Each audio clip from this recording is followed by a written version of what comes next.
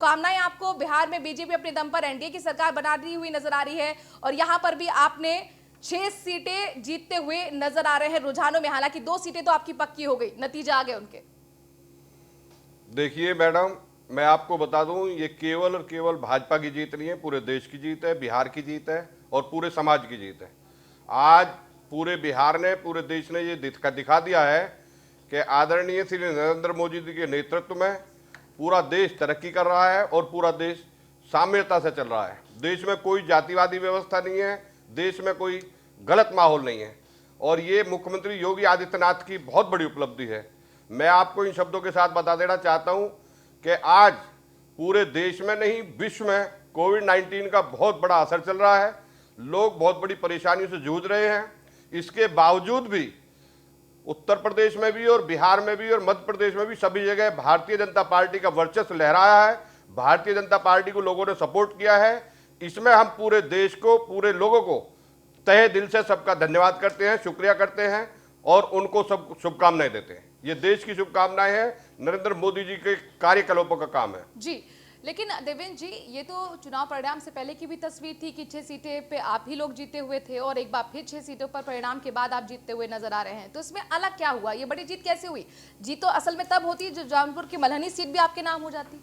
देखिए मैडम, मैं आपको बता दूं, 2 दिन से जैसे ही प्रत्याशियों के वोट खुल रहे हैं, शुरू हुए नहीं है, लेकिन सारे टीवी चैनल, सारे मीडिया, सारे लोग ये भूमिका बनाने शुरू कर दिया था कि विपक्ष आ रहा है, विपक्ष की सत्ता आ रही है, वहां राजद जीत रहा है, यहाँ वो जीत रहा है, जबकि ऐसा कुछ था भी नहीं।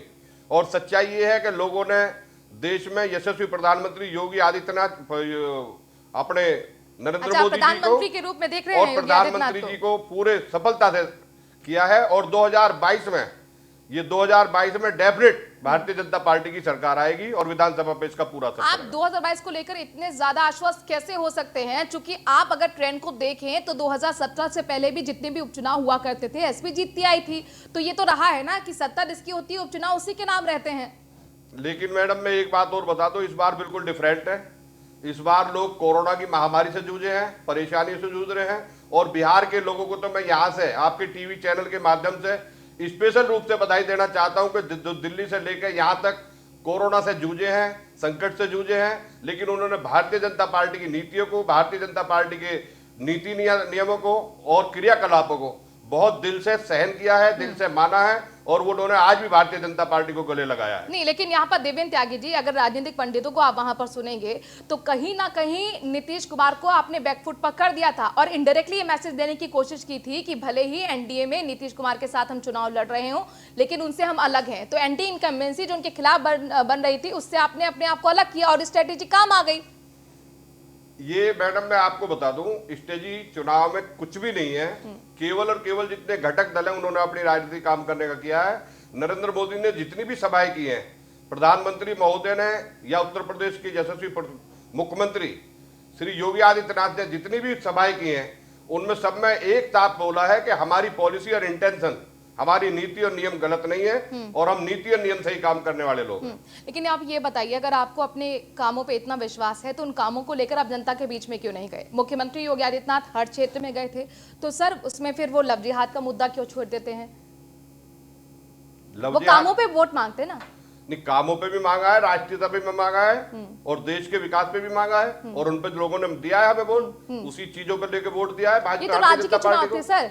नेशनल मुद्दों को उन्होंने उठाया, उन्होंने राम मंदिर का मुद्दा उठाया, उन्होंने धारा 370 का मुद्दा उठाया। मैडम, मैं एक बात बता दूं आपको, ये जो मुद्दे हम लोगों ने उठाए हैं, क्या ये देश के लिए अपने आप में परिपक्व मुद्दे नहीं है? क्या ये देश की कामयाबी नहीं है? अरे तो सर, लोकसभा चुनाव में उठाइए ना ये मुद्दे। लोकसभा चुनाव के हैं सर। देश में सर ये तो क्षेत्रीय मुद्दे, सर क्षेत्रीय मुद्दे, विकास चाहिए, पानी चाहिए, बिजली चाहिए, आप इन मुद्दों पे बात कीजिए सर। आप इन मुद्दों पे बात नहीं करते। आप जो नीति चला रहे हैं पिछले 3.5 साल से, उन मुद्दों की बात नहीं कर रहे हैं। क्या आपको अपने कामों पर विश्वास नहीं है? मैं मैडम आपको एक बात बता दूं, आज पूरे भारतवर्ष में आप उठा के देख लीजिए, सड़कों का विवरण देख लीजिए, रोड का विवरण देख लीजिए। नितिन गडकरी जिस हिसाब से देश में काम कर रहे हैं, कोई साइड ऐसी नहीं है जहां देश में रोड मैप का काम ना चल रहा हो, जहां देश में रोड का काम बहुत स्पीड से ना चल रहा हो। विकास के काम में हमारी भारतीय जनता पार्टी बहुत ऊंचे से काम कर रही है और ये लोगों ने सराहा है, इसे माना है। मैं लोगों का दिल से धन्यवाद करता हूं कि लोगों ने ऐसे कठिन परिस्थिति में भी भारतीय जनता पार्टी को एक्सेप्ट किया है। आप सर ये किस तरह से दावा कर रहे हैं मुझे बताइए। मैं तो ग्रेटर नोएडा में रहती हूँ और डेली यहाँ पर आना होता है मेरा नोएडा की तरफ। बहुत सारे सर ऐसे पैचेस हैं जहाँ पे बीच बीच में पूरी सड़क उखड़ी पड़ी है, तो ये तो एनसीआर का हाल है। देखो ये तो संभव है कि कहीं बरसात में घटनाएं हुई हैं या कहीं छुटपुट चीजें हुई हैं, लेकिन विकास आप NH24 के नजदीक रहती है मैडम। पूर्वांचल का एक्सप्रेस वे भी सर देख लीजिए, वहां पर भी ऐसी दरार आई थी तो सवाल उठने लगे थे गुणवत्ता को लेकर। यहाँ से लेकर गढ़ तक NH24 पर दिल्ली से लेकर क्या कितने लाइन का हमने रोड बनाया, कितनी तेजी से काम चल रहा है। इतनी तेजी से कहीं कभी रोड नहीं बने भारत के अंदर जितनी तेजी से अब आपका NH24 का काम चला है। ये अप्रूवल तो सर पिछली सरकार देके गई थी ना, तो ये पूरा श्रेय लेना तो गलत हो जाएगा। नहीं, लेकिन काम तो हमारी सरकार कर रही है ना जी मैडम, जो काम करेगा वही तो जानेगा। आप ये बोलिए काम को काम तो हमने हमने आगे किया बढ़ाया ना। है। ये बड़ा दिलचस्प होता है, सत्ता में जो भी होता है वो कहता है हमने काम किया। पिछली सरकार के सारे कामों को आप नकार देते हैं, उनको भी श्रेय दे दीजिए सर, आप ऊपर उठ जाएंगे। नहीं, जो उन्होंने अच्छे काम किए उनको भी जनता मानती है, लेकिन जो हम अच्छे काम कर रहे हैं हम भी मानते हैं। विकास तो विकास है, काम तो काम है, काम तो बोलता है मैडम। तो हमारी सरकार में काम को नकारा नहीं जा सकता, विकास को नकारा नहीं जा सकता। देखिए मैं आपको आज में एक बात बता दूं, देश में सब अगर लोगों आपके ने अपने कामों पे इतना विश्वास है, मुझे बताइए हाथरस में जो हुआ उसके बाद आपने कोई भी विपक्षी नेता को आगे क्यों नहीं आने दिया? राहुल गांधी को नहीं घुसने देते आप, जयंत चौधरी पे तो लाठी चलवा देते हैं। दिक्कत क्या है सर? वो भी विरोधी पार्टी के नेता हैं, क्या उनको अधिकार नहीं है पीड़ित परिवार से मिलने में? देखिए मुझे कोई दिक्कत नहीं है, ना देश को कोई दिक्कत है, लेकिन दिक्कत मैडम यहाँ होती है जब वो केवल जाति व्यवस्था पर राजनीति करते हैं। मैं ये कह रहा हूं अगर दर्द है तो दर्द सबका ही नजर आना चाहिए ना। जहां भारतीय जनता पार्टी की सरकार है वहां यदि घटना होती है तो वो सारे लोग चल देते हैं जाति का नाम लेकर, लेकिन जहां उनकी सरकार है वहां मुझे आप ये जवाब दीजिए, संविधान में कहां लिखा है कि विरोधी पार्टी का कोई भी नेता पीड़ित परिवार से नहीं मिल सकता? जितना आपका हक है मिलने का उतना ही हक उनका भी है। मिलवाया ना, विरोधी पार्टियों के नेताओं को मिलवाया, कौन कहता नहीं मिलवाया। लेकिन वो ऐसे समय में अगर आग में नमक डालने का पूरी काम पीएससी आपने लगाती थी वहां पर, ऐसा लगा दिया था जैसे वहां पे क्या होने जा रहा है। अगर आपको कुछ भी डर था तो सर वो जांच होने दीजिए, उसका परिणाम आने दीजिए। लेकिन कम से कम चाहे वो चंद्रशेखर आजाद हो, चाहे वो जयंत चौधरी हो, राहुल गांधी हो, प्रियंका गांधी हो, मिलना चाहते हैं तो जाने दीजिए। मैडम मैं आपको पिछली बार की कहानी बता दूं, सब लोग मिले हैं, तरीके से मिले हैं और उसमें जांच भी चल रही है, सब चीज व्यवस्थाएं सारी सामने आ जाएंगी। वो सारे लोग जो फर्जी ड्रामा करना चाहते थे वो समाज के सामने नंगा हो चुका है और फर्जी ड्रामे इनके बिल्कुल राजनीति में नहीं चलेंगे। देश में वही चलेगा जो सच्चाई के साथ होगा, और सच्चाई के साथ होने में योगी आदित्यनाथ जी ने स्पष्ट कहा है। फर्जी ड्रामे आप किस आधार पर कह रहे हैं मुझे आप ये बताइए। कानून व्यवस्था अगर बिगड़ती है तो क्या ये विरोधी पार्टी विपक्षी पार्टियों का काम नहीं कि इस मुद्दे को उठाया जाए? इसमें क्या गलत है? लेकिन कानून व्यवस्था बिगड़ने नहीं दी ना, मोदी जी ने, योगी जी ने तुरंत स्टेप लिया। देखो ठीक है देवेंद्र त्यागी जी, आपको रोकना चाहेंगे थोड़ी देर में। अपने दर्शकों को बता दें कि बीजेपी की प्रेस कॉन्फ्रेंस होने जा रही है, बहुत महत्वपूर्ण होगा देखना कि बीजेपी क्या कुछ कहती है। सीएम योगी बीजेपी दफ्तर जाएंगे।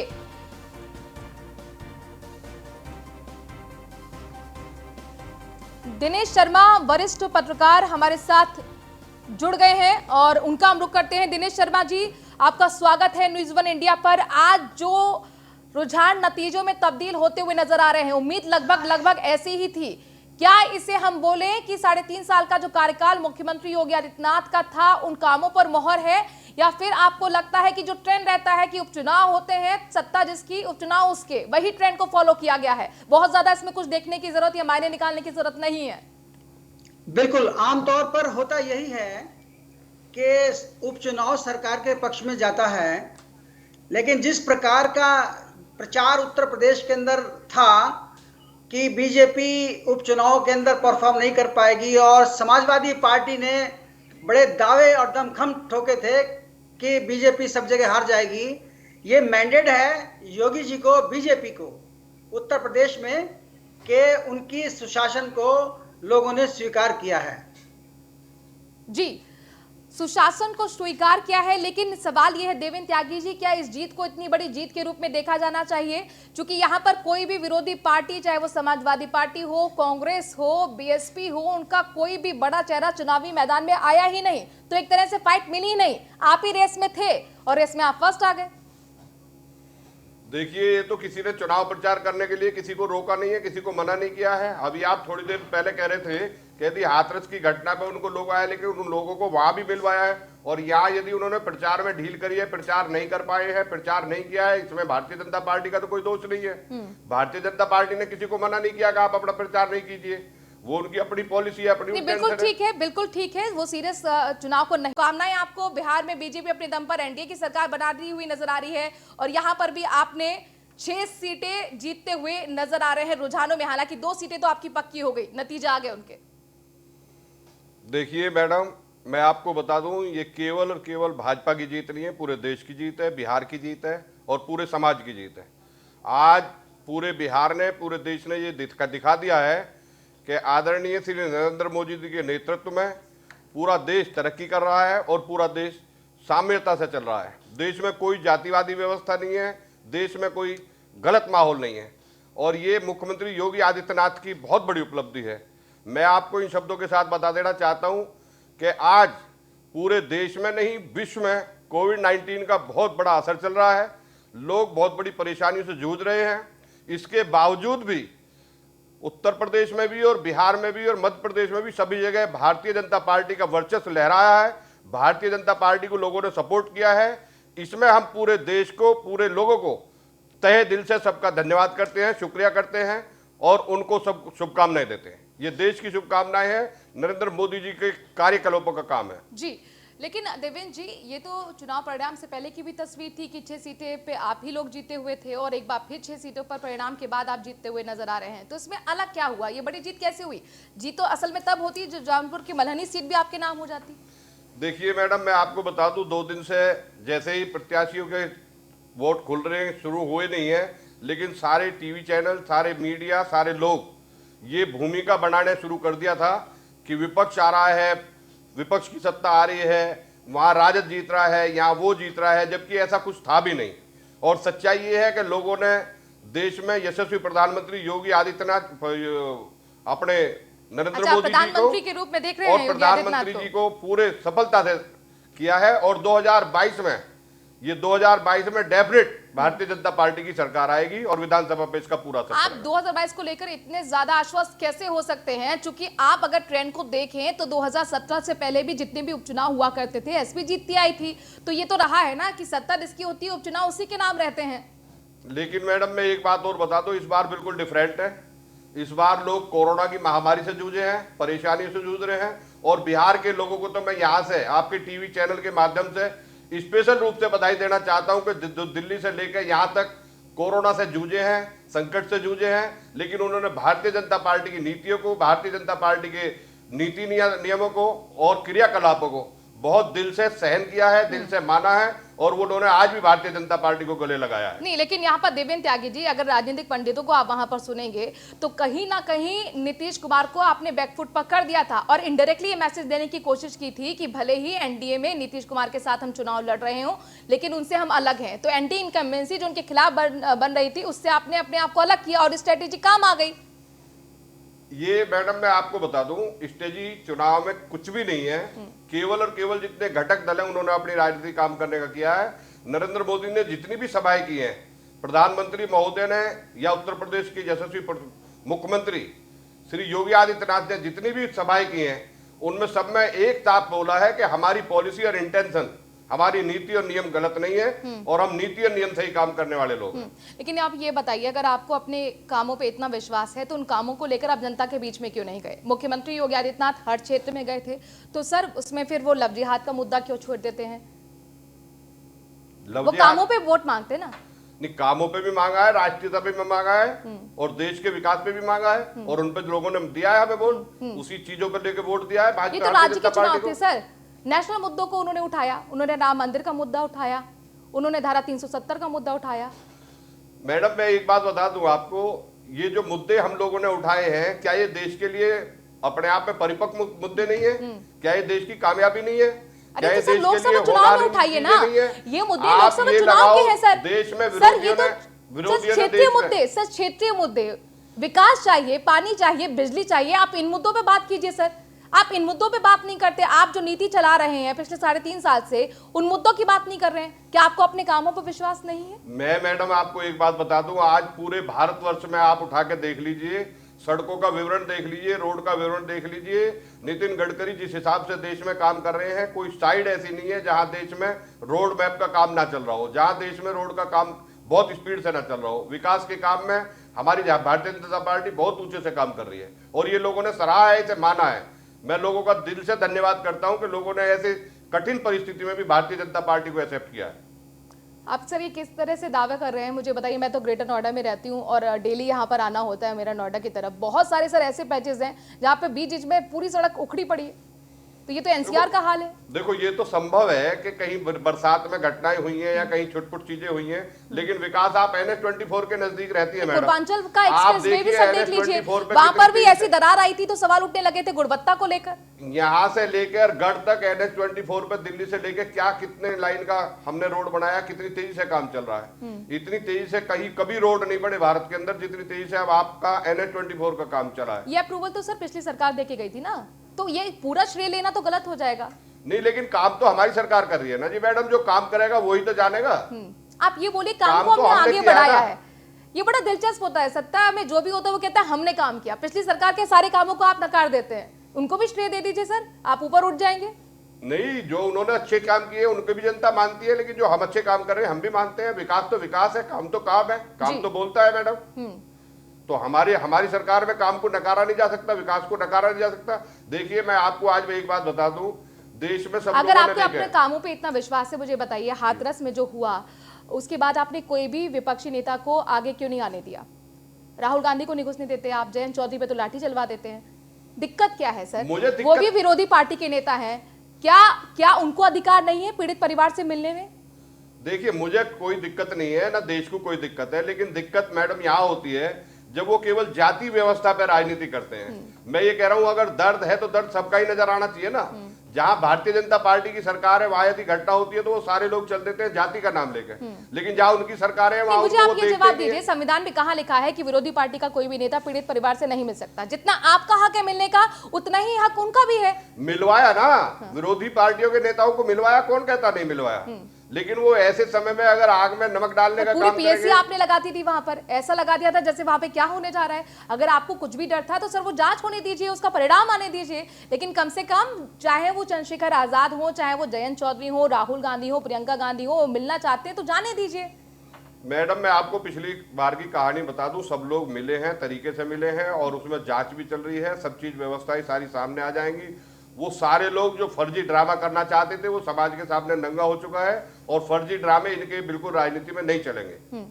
देश में वही चलेगा जो सच्चाई के साथ होगा, और सच्चाई के साथ होने में योगी आदित्यनाथ जी ने स्पष्ट कहा है। फर्जी ड्रामे आप किस आधार पर कह रहे हैं मुझे आप ये बताइए। कानून व्यवस्था अगर बिगड़ती है तो क्या ये विरोधी पार्टी विपक्षी पार्टियों का काम नहीं कि इस मुद्दे को उठाया जाए? इसमें क्या गलत है? लेकिन कानून व्यवस्था बिगड़ने नहीं दी ना, मोदी जी ने, योगी जी ने तुरंत स्टेप लिया। देखो ठीक है देवेंद्र त्यागी जी, आपको रोकना चाहेंगे थोड़ी देर में। अपने दर्शकों को बता दें कि बीजेपी की प्रेस कॉन्फ्रेंस होने जा रही है, बहुत महत्वपूर्ण होगा देखना कि बीजेपी क्या कुछ कहती है। सीएम योगी बीजेपी दफ्तर जाएंगे।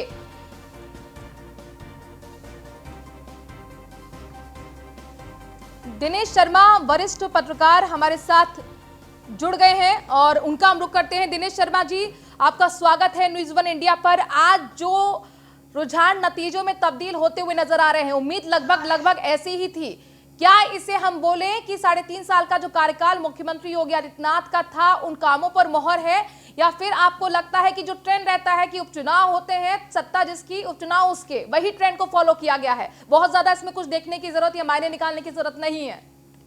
बिल्कुल, आमतौर पर होता यही है कि उपचुनाव सरकार के पक्ष में जाता है, लेकिन जिस प्रकार का प्रचार उत्तर प्रदेश के अंदर था कि बीजेपी उपचुनाव के अंदर परफॉर्म नहीं कर पाएगी, और समाजवादी पार्टी ने बड़े दावे और दमखम ठोके थे कि बीजेपी सब जगह हार जाएगी।